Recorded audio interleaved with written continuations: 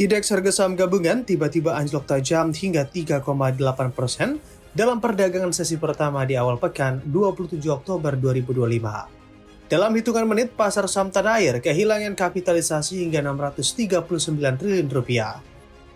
Pada akhir perdagangan tercatat sebanyak 506 saham turun, 234 naik, dan 216 tidak bergerak. Nilai transaksi mencapai 28,68 triliun rupiah, melibatkan 37,95 miliar saham dalam 2,85 juta kali transaksi. Kontribusi terbesar penaikan indeks harga saham gabungan datang dari saham-saham konglomerat Prayogo Pangestu dan Dian Swastatika Sentosa. Kepala Eksekutif Pengawas Pasar Modal Inarno Jayadi mengatakan turunnya indeks adalah sesuatu yang wajar. Beberapa analis menilai penurunan ini terkait isu perubahan perhitungan MSCI yang diduga akan mengeluarkan saham Prayogo dari indeks. Menariknya, ketika indeks harga saham gabungan rontok, bursa Asia justru kompak menguat. Analis menilai investor mulai bergeser dari saham konglomerat ke blue chip, namun belum cukup kuat untuk menahan tekanan di bursa domestik.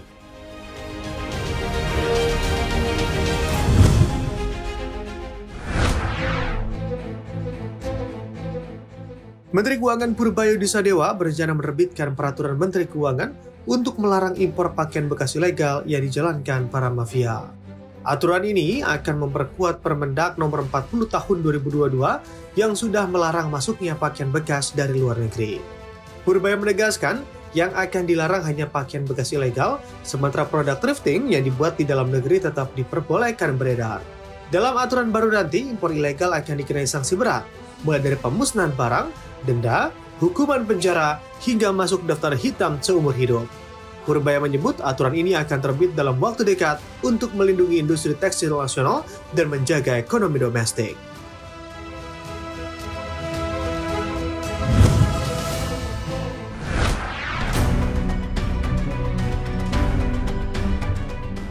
Pemerintah tengah menyusun aturan khusus untuk mengatur transportasi online termasuk kesejahteraan pengemudi dan persaingan usaha antar aplikator.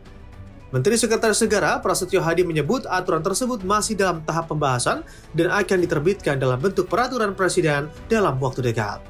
Arahan ini datang langsung dari Presiden Prabowo Subianto yang ingin memberikan perlindungan dan keadilan bagi para pengemudi ojek online serta menjaga persaingan bisnis yang tidak sehat di antara perusahaan aplikator. Di saat bersamaan, para pengemudi ojek online menyambut positif rencana tersebut namun meminta skema bagi hasil yang lebih adil.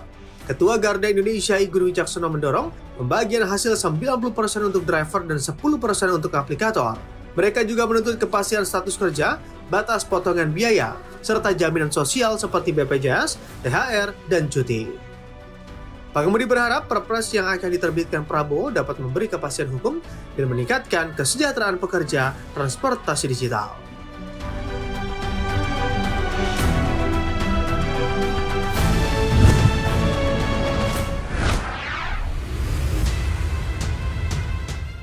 Amerika Serikat kian gencar perluas pengaruh ekonominya di Asia Tenggara.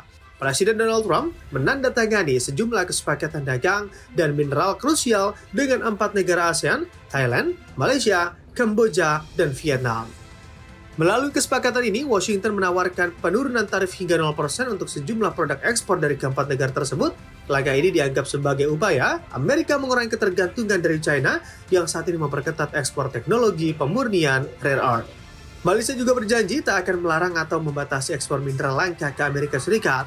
Sementara Thailand siap menghapus hampir seluruh tarif dagang dan membuka investasi asing di sektor telekomunikasi.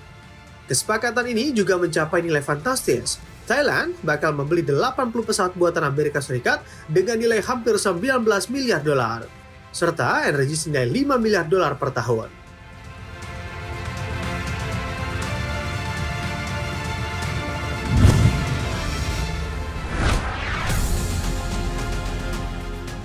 Ekonomi tirai bambu mulai bangkit. Laba industri besar di China melonjak 21,6% pada September 2025 menjadi kenaikan tertinggi sejak akhir 2023. Data Biro Statistik Nasional NBS mencatat lonjakan ini didorong kebijakan pemerintah menekan perang harga di sektor manufaktur dan menjaga stabilitas industri.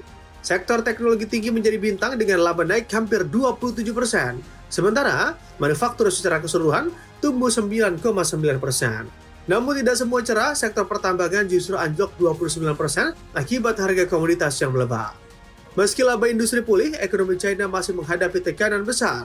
Pertumbuhan kuartal ketiga hanya 4,8%, investasi turun untuk pertama kalinya sejak pandemi, dan inflasi justru negatif 0,3%, tanda masih adanya tekanan deflasi.